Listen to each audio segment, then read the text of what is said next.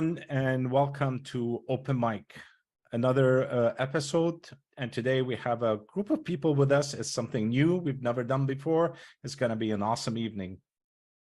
I'm your host, Ramsey Chiri. I'm a psychic medium and intuitive healer. And I have with me my co-host, Tanis. Tanis. Hi, everyone. I'm Tanis Coughlin from the Twillo Lifestyle Community, Twillo Lifestyle Academy. And I am thrilled to be able to find out more about this amazing program. So let's get into that. It's going to be interesting program. Yeah. So we're talking tonight to a group of women and a man, myself, who joined the group a bit later on, but it's about a website called A.R.T. A.R.T. It's not about painting and stuff. It's about awakening, remembering, and trusting. And from that, something started to evolve over time. And Mystica came about a week or so ago, I believe, during one of our meetings. And I'm gonna actually introduce you to Janet. Janet, do tell us a bit about the A.R.T. and Mystica. It's a wild, interesting, a braided story. I'm Janet Connor, prayer artist and mystic witch. Most people know me because of this book, Writing Down Your Soul. It's now 13 years old. And I didn't know I was a prayer artist or a mystic witch when I wrote this book. But look at the subtitle, How to Activate and Listen to the Extraordinary Voice Within. This is the book that shredded journaling, because when you journal, you're only dropping into the alpha brainwave state, and you can do a lot of self-reflection, but you do not have access to a brand new idea, a breakthrough idea, wild creativity. I stumbled upon how to drop into the mystical theta brainwave state while going through a violent divorce.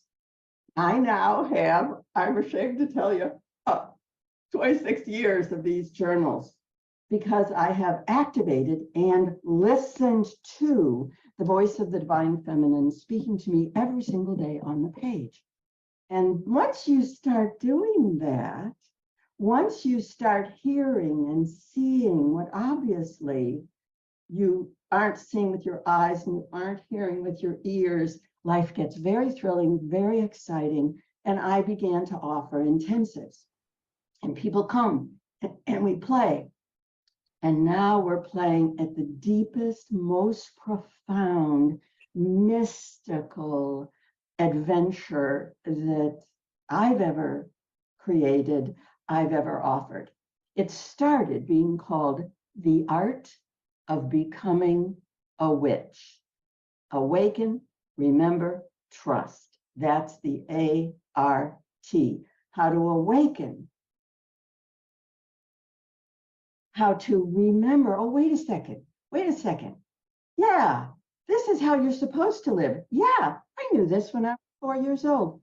And here comes the big word, the word that more people have brought to me as an issue in years of offering intensives. And the word is trust. Everybody has the experience of, ooh, I had kind of a bad feeling about that. Ooh, I'm not so sure. Ooh, gut, your gut knowing, right? But then you doubt yourself. Then you go, yeah, well, but it's the right thing to do. It's the practical thing to do. And of course it falls apart. Of course it's a disaster. Of course the relationship doesn't work out. The job is a disaster, but you didn't trust your intuition.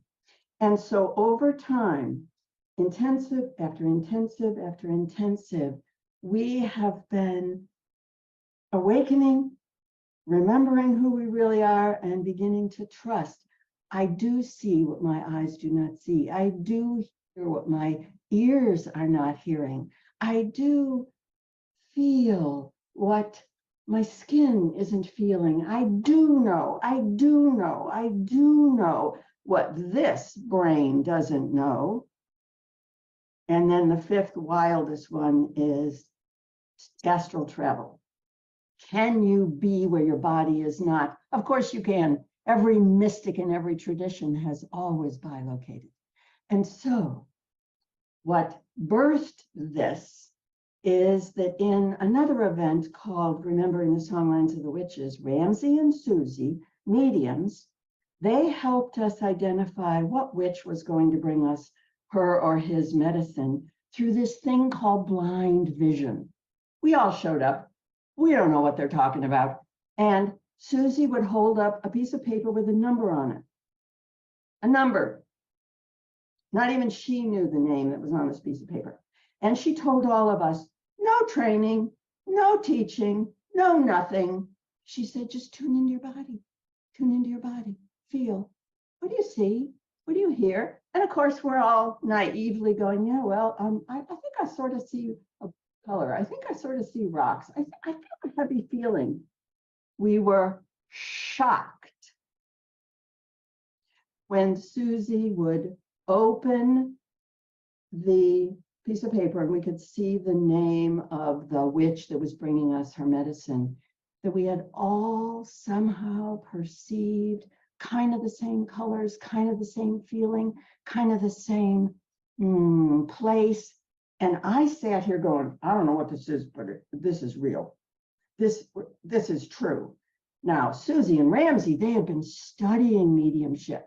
So, okay, they can do that. How come the rest of us that haven't taken a single mediumship course also, we're seeing something similar. We're feeling something similar. And it was coming from this being, this witch, whose name we didn't even know. How is that even possible? And so, in Deep Soul Writing, my beloved Sophia, the divine feminine with whom I talk every single day, she said, come on, babe, you're ready. Come on, come on. The whole world is getting ready. It's time to realize that the world is a who. Under patriarchy, we've been told that the world is a thing, that birds are things and whales are things, and the ground is a thing, and you can abuse that thing. But that's not the world. Every single tree is alive and talking. Every single rock, every crystal, every plant, every bird is alive and singing. But we, under patriarchy, staying in our linear, logical minds, have been told that that's not true. And so when you as a little kid said, hey, my imaginary friend so-and-so, and your mother said, no, dear, and no, you're not talking to your dead grandmother, and no, and you're sent off to school, and very quickly this takes over and you forget. And the time of forgetting is over. It's time to awaken. I used to teach the deaf. Remember, R, and trust your body's 5 natural intuitive senses. Every single one of us can see what our eyes do not see, hear what our ears do not hear, feel what our bodies, at least on the surface, are not feeling. Know, this is the big one, know what your brain doesn't know. What your body knows is so much richer and more delightful and more true than what you've been taught your brain knows. And finally, go where you are not. So I've been deep in studying these 5 natural intuitive senses. And I do all of them. I do 26 years of playing this way. But if there's one that my heart belongs to, it's hearing what I do not hear. Because I hear what I do not hear every single day. And as I developed this intimate, trusting relationship with the divine feminine, she began to wake me up. I introduced myself as Janet Connor, prayer artist. Janet didn't make that up. I was awakened in the middle of the night and clearly heard in my left ear, it's always in your left ear, prayer artist. Oh, really? Okay. Was non-negotiable. I have story after story after story of hearing what I did not hear. And then I was very blessed to go in an Ice Age bear cave on Blackfeet land in Montana years ago. And they turned off all the lights. And I don't know why. Nobody taught me this.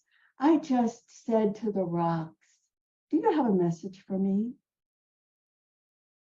And they did. And they answered. And I clearly heard, but I'm putting here in parentheses because now I didn't hear it. It wasn't like other kinds of hearing. I heard them speak. And they said the most important mystical truth I've ever been told in my entire life. I am old. You are old. I am old. You are old. They said it over and over. And they said it right here, which I learned later from my dear friend Emma, is your thymus. And guess what? Your thymus looks just like yours. So I know my body can hear here. My body can hear here. I've had the experience of the divine speaking to me loud at my medulla. The whole body is vibrating. You can hear plants and animals and rocks. And so that'll be my sharing, my inviting you to come and open and hear what your ears do not hear with my beloved sister, Emma Cooper Mitchell. So that's a tiny introduction to the art of becoming a witch. Now, where did that Mystica thing come from? You can blame that on Susie. We got together, Ramsey and Susie and Kathy and Emma and I, to make a landing page video on, and we'll show that to you in a moment, the page on my website for the art of becoming a witch. And we're having a great time, as we always do, making these videos. And suddenly Susie blurts out, oh, it's InnerVersity. InnerVersity. And that inspired poo, poo, poo. And the next thing you know, it had a name. It's Mystica. Because we're dropping into the mystical theta brainwave state. We're dropping into this rich, ecstatic place that all the indigenous peoples have always walked around in, the mystic, mystical capabilities. Your 5 intuitive senses are your mystical senses. And so we have just been having the best time turning it into, it sort of looks like Hogwarts if you want to look at what inspired it. And so we have a school crest. We have our incredible familiar, the raven, whose medicine, open medicine cards, is magic. And we even have a Latin motto. So there you go. That's the quickest way I can explain the lifelong magical adventure to the art of becoming a witch. How to awaken, remember, and trust your body's natural intuitive senses. So let me ask you, Janet, let's clear this up for some of them in our audience, because sometimes, you know, there's a negative connotation around the word witch. And so maybe you can just explain what that's about, because I know that that is not what the mainstream media sees as a witch, is not what being a witch is. Well, and where did that come from? Every single one of us, male and female, is carrying the horror of the witch wound. Women in particular, 85% of the people murdered as witches across Europe, it still is continuing today, in particular in Africa, but they were women. So this was femicide, and it is aimed by patriarchal religion at the goddess. If you are noticing, I wear this very precious amulet. This is the triple goddess, the maiden, the mother, and the crone. But if you will read they call them sacred texts, the beginning of the stories of all of our religions, right from the get-go, at hello, it's aimed at destroying any worship of the goddess. We've been worshiping the goddess since Paleolithic, Neolithic, you know, how far back can you go? But the patriarchal religions came in and they pulled us away from that violently so that we would only worship a white male god who likes to give us laws and punish us for not obeying the laws. This culminated in the 14th, 15th, 16th, 1700s, burning women alive, who they decided were in cahoots with the devil, leaving out the minor detail that actually the Catholic Church made up the concept of the devil, and tortured them And of course, you know, if you're being tortured, you're going to name names. And so then now they would torture your friends. And we totally lost our ability to come together as women. We totally lost our ability to trust one another. We were terrified, and we are still terrified. That epigenetic horror continues in your body. So, which was given to me by a rabbi. Now, follow this crazy story. My publisher was putting out a new edition of this book 2 years ago, and they said, would you get some new endorsements? You know, your endorsements were written by Larry Dossey and lovely people, but in 2007. I said, okay, I know what to do. And so I contacted these magnificent women who had led prayer intensives with me. And one of them was Rabbi Tirza Firestone. She sends this endorsement.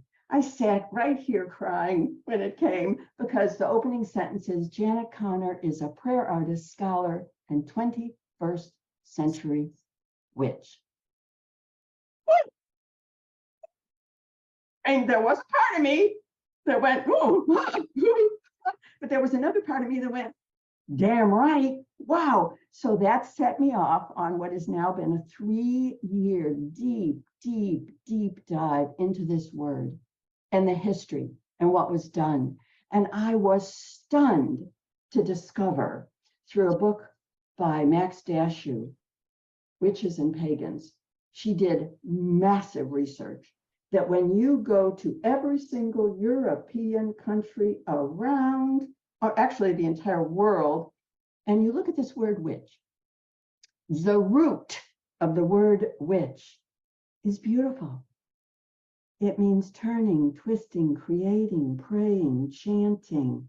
And so witch is the holiest, most thrilling, most exciting thing you can call a woman or a man. And I feel it is my honor, my responsibility to shred the definition in the dictionary, because it's a lie, it's a patriarchal lie, and restore witch to her fullness and her beauty. And the definition I'm working with at the moment is very simple. A witch is a woman who prays in the threshold between worlds. I am a witch, and I got news for you. You are too. When you awaken, remember and trust that your body is alive and vibrant and singing and holy, and everything around you is just waiting to step into connection and communication. The world is alive and your body knows it. That's what it means to be a witch. Did that answer your question? It did. Thank you. Yeah, I think the other thing that intrigued me about your initial part was about speaking about the senses. So why don't we ask a couple of the other guests here what their strongest senses are? So maybe Kathy, can you share with us what your strongest witchy sense is, please? I'm an example of seeing what my eyes don't see. I've been an illustrator professionally for my whole life. And so I think it made sense that I translated into seeing things and then being able to put them on the page. And I have a sense that a lot of people are doing this, but they're not paying attention quite enough, and maybe they're not remembering. And like me, they're maybe not trusting because I was actually fearful. And then when I started doing deep soul writing, I understood immediately that no, the elements, our ancestors, creatures, and the wind and the water they're supporting us. It brings nothing but for me joy and well-being to see the world this way and acknowledge it that way, translate it that way, and so I want to see if other people are seeing things that can also support them. Beautiful. Beautiful. Mm-hmm. How about Lahela, please? Yes, thank you. I love this conversation, by the way. And for me, it's always been, well, let me go back a little bit. I was going through a transitional period, I call a pivot point in my life, out of a 30-year career as a professional photographer. And during the last 5 years of my career, I felt a tap on the shoulder and someone was whispering in my ear to go in another direction. So I took that call. I listened to the call and I trusted. I had to let go of everything going on in my life at that time, which meant going through foreclosure on my home, going through bankruptcy at the time, going through all of these changes as spirit was guiding me into embracing the spiritual realm, the unseen realm. And that's where I started to take my baby steps. I met my kumu, my teacher, who then inducted me as a kahu under her. And she was an amazing woman who was divinely connected at all 100% of the time. And I began to see, and it was really interesting how spirit used the language of photography to help me understand. And they said, where you use a camera with a lens to document the exterior, we now, and you're using your eyes to document, to capture life on the exterior, we now want you to use the third eye, the middle eye, and look within. And where you use light in photography to capture life, we now want you to take that light and shine it within. And I went on this I call it the virtual labyrinth of my life, and where I met the most amazing people and had some of the most incredible experiences of my life. And I was really having to let go of the third dimensional realm and embrace the newness of my vision and my abilities to hear, to feel, to see with my spiritual eyes, my spiritual ears, and connect. I then became a QHHT practitioner, which is the Dolores Canning technique of past life regression. Through that work, combined with the Kahu work, I then began to understand and connect to councils in other universes. Mhm. And that was profound. And so I know without a doubt, I know without a doubt that everyone has this ability. And it can, the ego always wants to get in the way and stand in the door and say, no, no entry. But I feel through my work, all we need to do is just invite, just ask the ego, the conscious mind, to just sit quietly and watch. And let's go on this most amazing journey together. And let's find more information that we can learn about ourselves and learn about the multiverses. There is so much information there. And so for myself, I have a direct connection. It's been established since 2011 when I began my QHHT journey. And I feel so blessed to have a direct connection with, I call my higher self, my divine soul self, who is my true, that's where I remain connected when I am, whenever I need answers, the answers come. And it's, I just hear it. It's like a knowing. It's like a clear cognizance. Yeah. Beautiful. That's Thank great. you. Thank you. And I think there's something special about the timing of you starting this project. Emma, can you speak to the timing for us, please? Yeah, thank you so much. So I'm Emma Kupu Mitchell. I live here in Hawaii for the last 23 years, originally from England. And since I've been on the islands, I've been immersing really in the natural world and the living sky, because it's such an amazing, beautiful space to be here on the islands. And my daughter went to a native school and they got taught how to navigate by looking up, right? I've always looked down, I have to say, because I grew up on a farm, but the living sky and being one with the moon and Jupiter and Venus, it was got my attention. So I studied for the last maybe 10 years in more shamanic astrology and Western astrology, aligning with the seasons and the stars and the rhythms of nature. And how come these cosmic energies at play, how are they influencing us daily? And I have to say, astrology I'd always pushed away because it's too heady, right?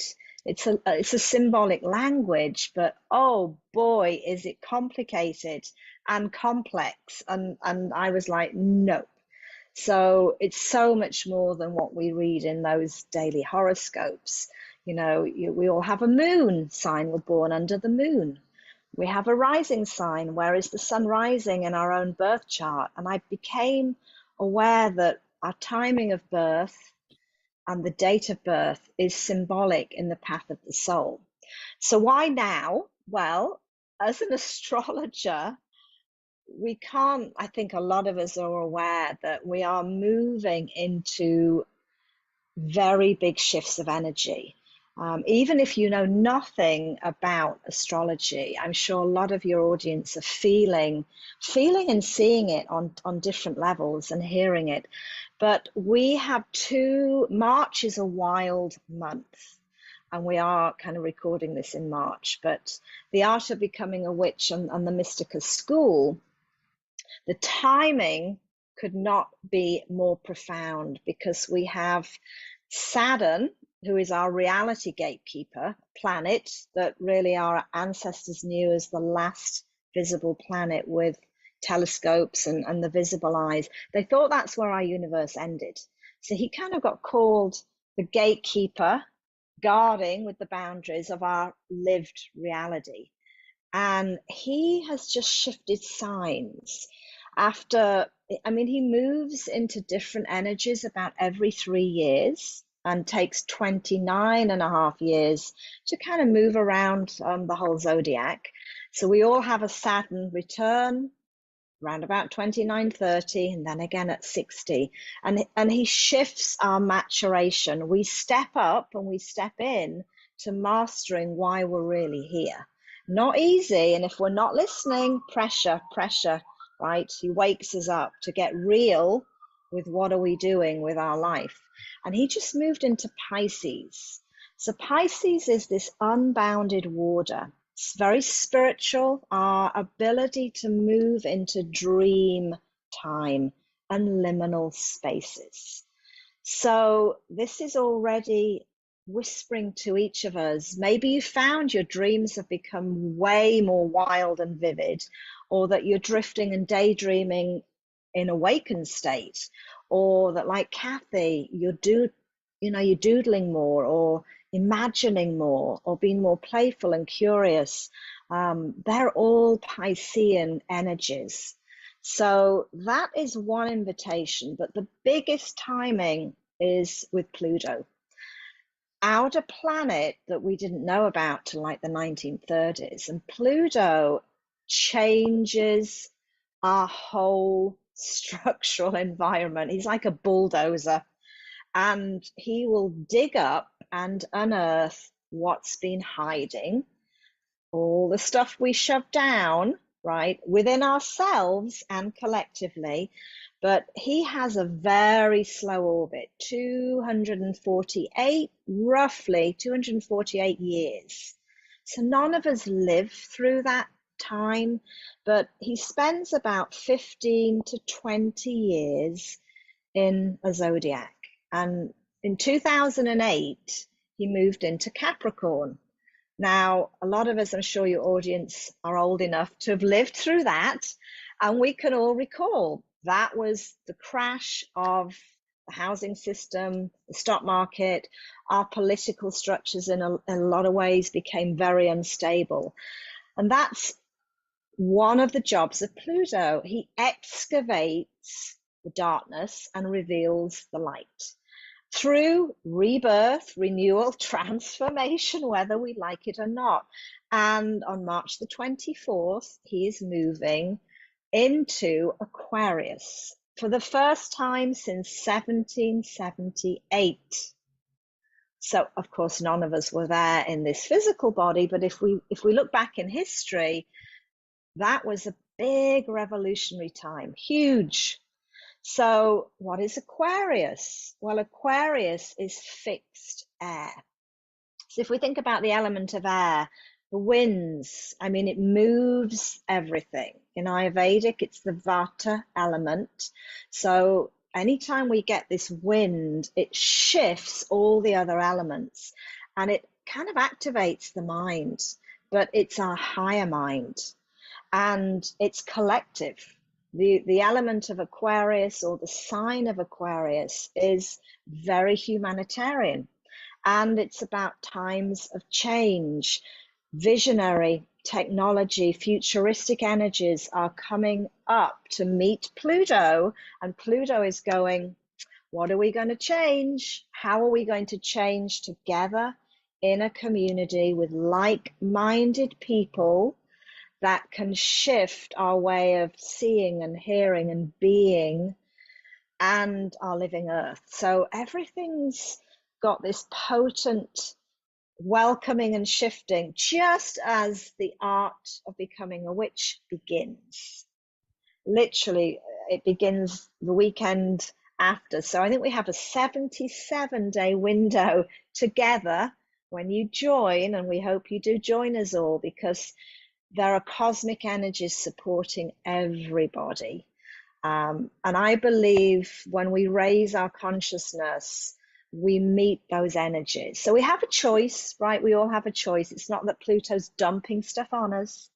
No, you meet that energy. But if we're awake and aware, then we get to meet the energies, and each of us can have huge transformative, regenerative energies and up level, I mean, in a quantum leap, these senses.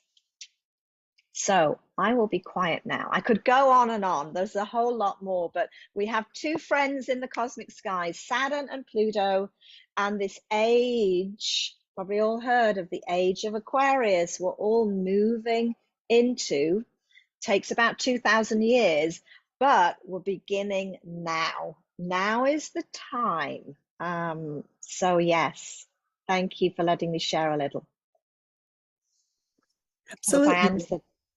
Yeah. And Susie, how did you get involved in all of this? I keep asking myself that too, Tanis. I feel really blessed to be here. As soon as I got over myself and my own kind of limitations, like based on my conditioning and, you know, an outdated belief system that I was brought up in, which really dampens you down, like it really, you know, keeps you, I don't know, under the radar or something. And I sort of started to move.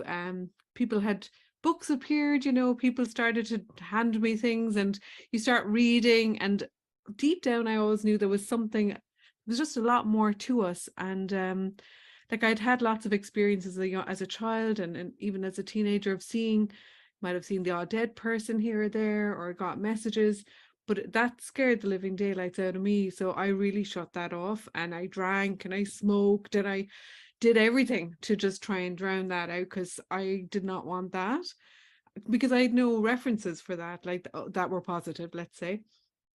And then eventually something kind of really stopped me in my tracks.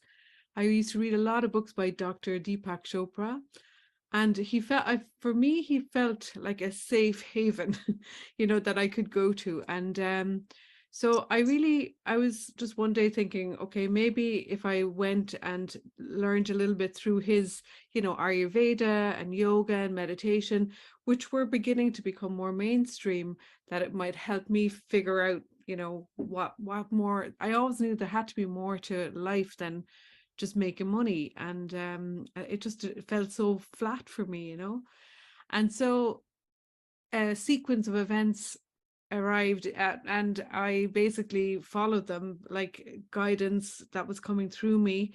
And I started to listen. I was scared, but I was listening, and I kept getting like SOS. And so for me, the senses come through like very visually. I was an interior designer before this, so I'm very visual. I could walk into space and just see it finished. It came very easy to do that job.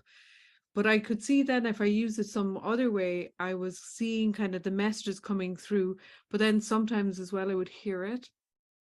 And sometimes I just get so scared. I remember one day in particular, just after my meditation, I was just sitting there going, listen, if you really want me to go to California from Ireland, you're gonna have to come down here with like a neon sign. Like I was kind of getting mad because the signs were continuously happening. And I was like, right. And I went back to my office and I was working. And then my phone vibrated, which I didn't even know it could vibrate. It didn't ring. And somebody was on the phone and said, you have to go to California. I'm paying for the ticket. Like somebody who I know all my life who never did anything like this ever. And that was the sign. And that was literally 20 minutes after I started shouting at the sky for the sign. And I was just sitting there gobsmacked and crying. I was like, really?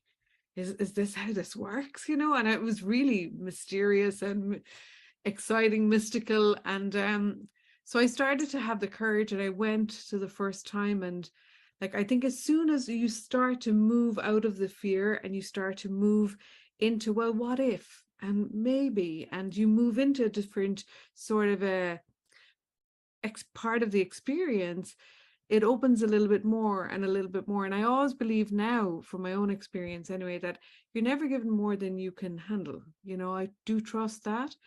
There were times where I felt like I was on a roller coaster, and I was like, get me off it. It was intense at times, because what happened for me personally was, I did a lot of meditation, but that really activates your extra sensory perception, and like remote viewing and seeing and the psychic ability, all of those became heightened. And I did not know how to kind of navigate that world. And I was still thinking I was going to have to run my business, because it was our income. But, I got to California and I had set this intention that I needed to meet Deepak to make sure he wasn't a charlatan. He's not, by the way. He's such a beautiful soul.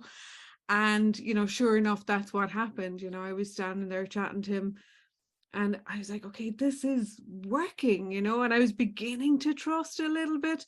And it was on my flight home that I thought I went to sleep, but I think I just literally time traveled. I left my body and I went to some council somewhere, as I was halfway across the Atlantic. And I really felt like I was given a mission. And,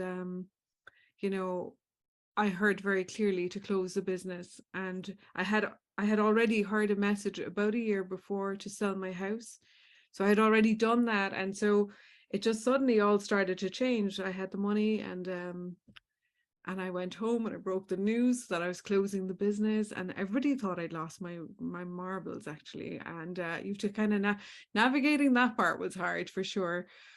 But I knew deep down that this was exactly what I needed. And I studied yoga and meditation and Ayurveda. And, I really kind of gave myself the tools to support myself. Actually, the tools really were for me.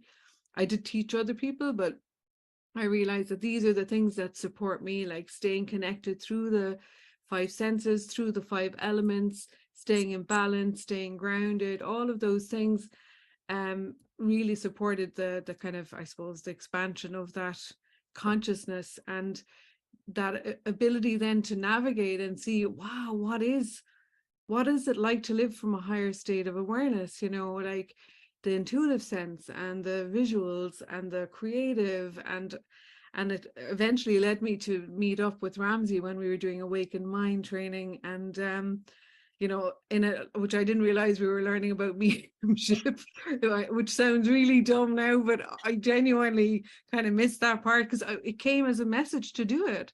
I literally got the message, do this. And I am now, about 5 years ago, I really committed to just surrendering. When the message comes, I follow it. So that's where that led. And at the same time as doing the mediumship, I found my way to Janet Connor, because I was working with another woman and we were doing a lot of work, you know, in the unseen, let's call it. And at the very end of 5 hours of working with her, she said, oh, you've got to go, and she gave me the message to go and look up Janet Connor. And I was like, okay, right, and I will just follow it, you know. And sure enough, I was listening on a call with Janet, and she's talking about witches, and I was like, oh, for God's sake, what am I after getting involved in here, you know? And because we have that bias, it's in there, like unconsciously programmed. And I realized, oh, this is interesting, because you really have to feel where your, you know, where your conditioning and where your outdated beliefs are in order to move through them. And that's when I connected with Janet, and we got involved in Return of the Witches, which was that first program that she mentioned. And even during that, it was still around the kind of COVID times. I got really clear guidance. You've got to go to Lemgo, Germany, and off I went. Like, and even when I got there, I was like, how the hell did I even get here? You know, because things that I don't really plan it meticulously. I just usually end up there. And then we got, I thought, okay, well, we're finished all the witch stuff now. And in January, I think it was last January, I was in my meditation and I had a really strong presence appear. And I was just like, what is this? It was bigger than most experiences I've had. And I heard, it's Joan of Arc. And I was like, oh, whoa, okay. Like, can I handle this? I don't know. You know, you're not in that kind of logic when you're in the experience, but afterwards I was a bit like, what was that? And I got a really clear message for Janet. And so I had to overcome my fear of giving the messages, because I was afraid of putting someone wrong, or, you know, maybe I didn't interpret it right. So I try to just give them the visual that I get. And then I hopefully they can decipher a meaning for themselves. But that's how Janet, Emma, and I started working together last year on Remembering the Songlines of the Witches, which has been this 12-month program, which finishes in June. But that's been absolutely phenomenal, actually, to be part of. And, you know, each month we're just moving through, like, who wants to come through is coming through. We were working with Mother Mary, or it could have been like Leonora Carrington, a surrealist painter. You know, they're not witches as we would have been traditionally told about them, but like everybody's coming through with clear information, you know. And that's what my gift is. My gift is to listen. I can hear. My gift is to see, and to allow the vision to, you know, come into my awareness. And I suppose my other is to kind of travel. I try to, you know, stay and move through the time and space and see what wants to come back, or, you know, that's kind of some of what I end up doing too. But you know, I just want to really assure people that we have a lot of fun.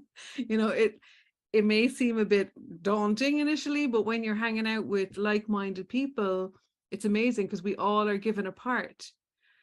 I'm not saving the world single-handed here. Like, I'm not doing it on my own, but if I can bring a piece of the puzzle in, and then somebody else brings their gift, and somebody else, very quickly I start to see the dots or the pieces, you know, join up and form something. And I believe that's what we're here to do. We're here to really awaken, to remember, and to trust, and be together in this community, because we have to do it together. I really believe that part.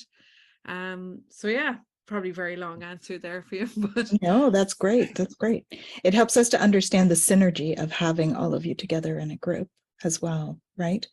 So I think that's awesome. And Ramsey, Yes. your turn.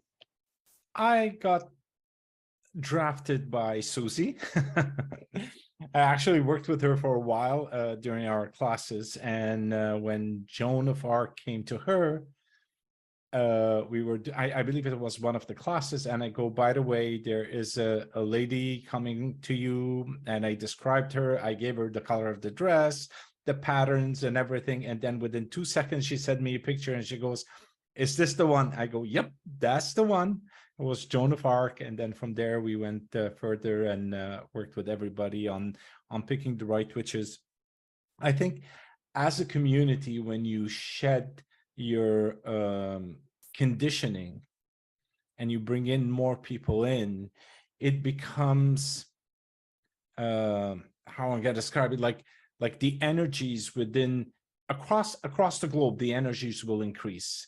Okay, and the more we do that, the better we feel on our end, and we bring more peace and connection to the other side for the others.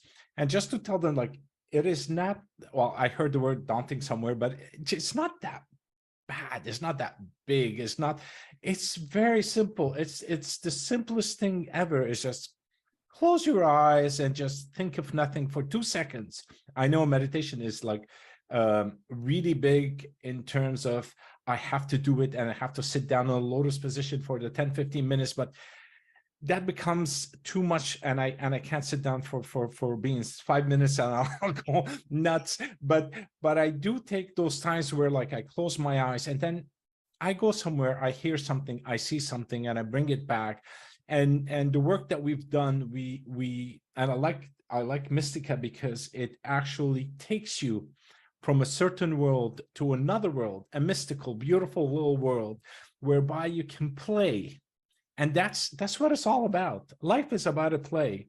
If we can all get together and play in a different world, like we were kids, and we would imagine certain things, go into the forest and create something in there. It's the same concept, except we're adults now playing like little kids, basically going back to our roots, where we were and what we're supposed to do. I know I'm supposed to be the host, but I'm also part of the group, and we've been Exactly. together for over a year now, and it was such a beautiful journey. Actually, it was an amazing journey working with everybody.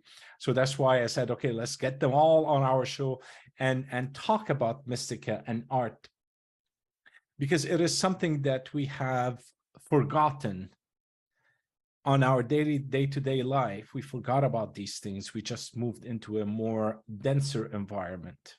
And all we're trying to do is bring us back to a more lively and light environment, less heaviness and more playfulness.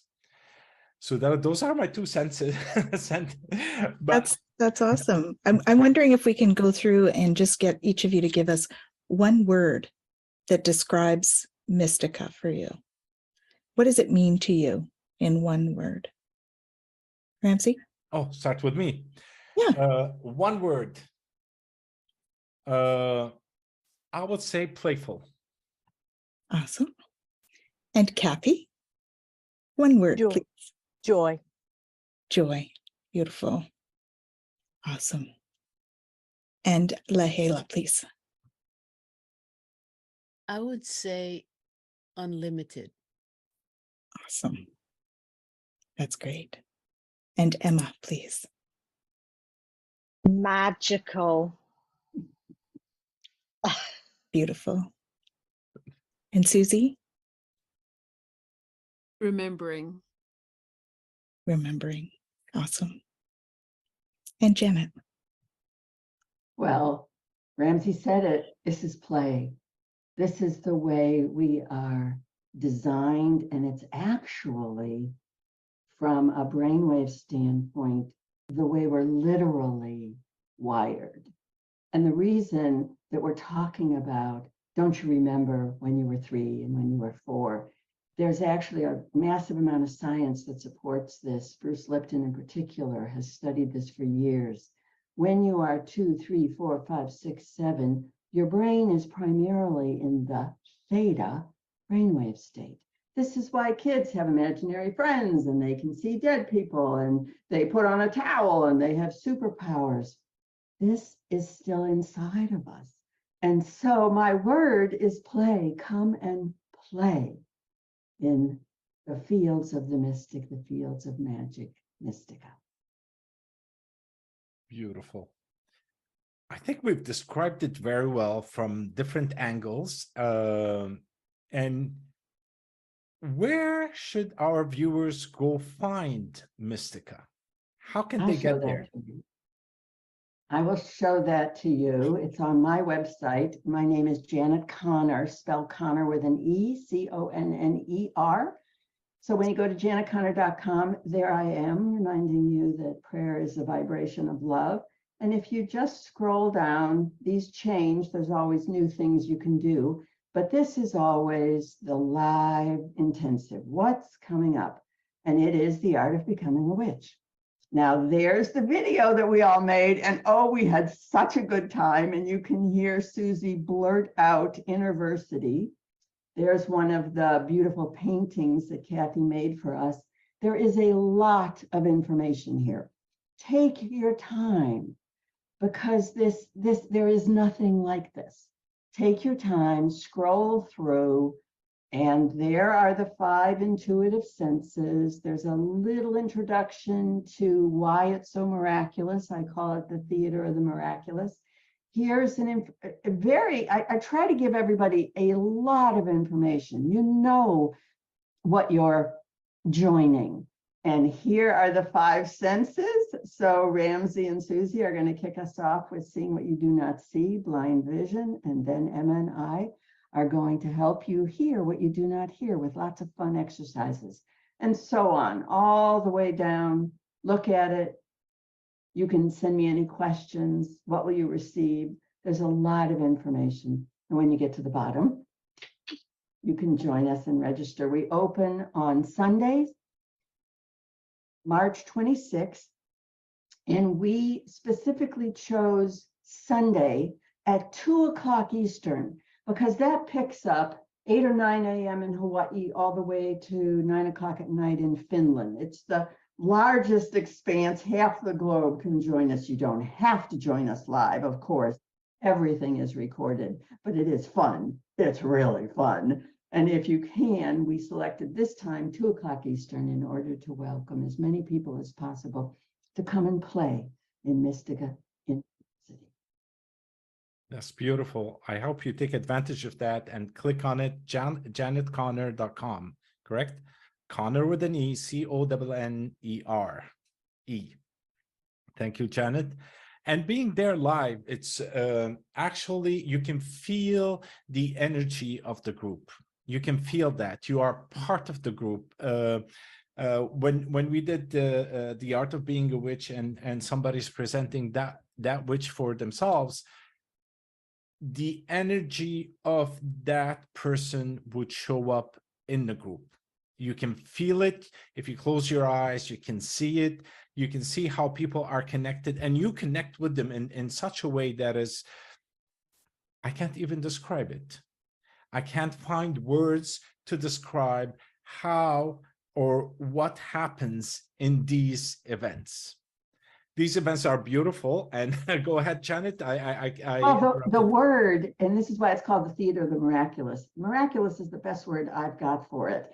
And I have spent a lot of time listening to Sophia explain how this works. So here it is in just a couple sentences.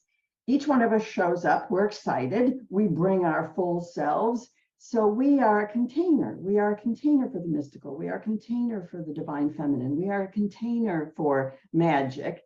But because whether you're live on the call or not, here's another container in Finland. Here's a container in Africa. Here's a container. Are all these individual containers, and together we are a large container of the miraculous. Now, I didn't figure this out. I simply began to notice, how is this possible? That somebody has an experience, let's say Kathy in Vermont, she's having an experience at 2 o'clock in the morning, and lo and behold, a friend in Indiana announces on the Facebook group that she had the same vision or the same word or the same experience. Excuse me, how is this possible? And so we are this living being, and what happens to one happens to all. And this is why it's such exponential joy and magic and possibility. It's the theater of the miraculous. So what you're trying to get your hands around that you can't, there's no definition, is it's miraculous. It's magical, miraculous, mysterious, mystical. How many more M's do you want? We're playing in Mystica. Thank you. That's awesome. Well put together. So anybody would like to have a last word before we wrap it up today in our show? Janet? I know we kind of contained your enthusiasm today due to the time frame that we have, but I know you have a couple of words. Please go ahead. You can pass on a message. I'm working on a children's book to really open little girls to the joy of being a witch. And I already know kind of how it all unfolds, and that the older woman who's teaching the little girl and teaching her how to talk to trees and get kissed from the moon dies at the very end. And she leaves the little girl a basket full of beautiful things. And one of them is a bone, a whale bone. And etched on the whale bone is, and this is the truth, the world is a who. There are no things. Patriarchy and religion have told us that animals are things and plants are things. There are no things. There are no things. Everything is a who. Everything is alive. Everything is conscious. Everything is communicating. That's the miracle and the mystery of life, that we were born to awaken, remember, and trust. Everything is a who. Everything is alive. All we have to do is awaken, remember, and trust that we are in connection and communion. Thank you. That is well said. Thank you so much. Thank you all for coming, being on our show. Really appreciate it. I am your host, Ramsey Chiri, and my co-host, Tanis. Thank you, and we will see you at the next episode.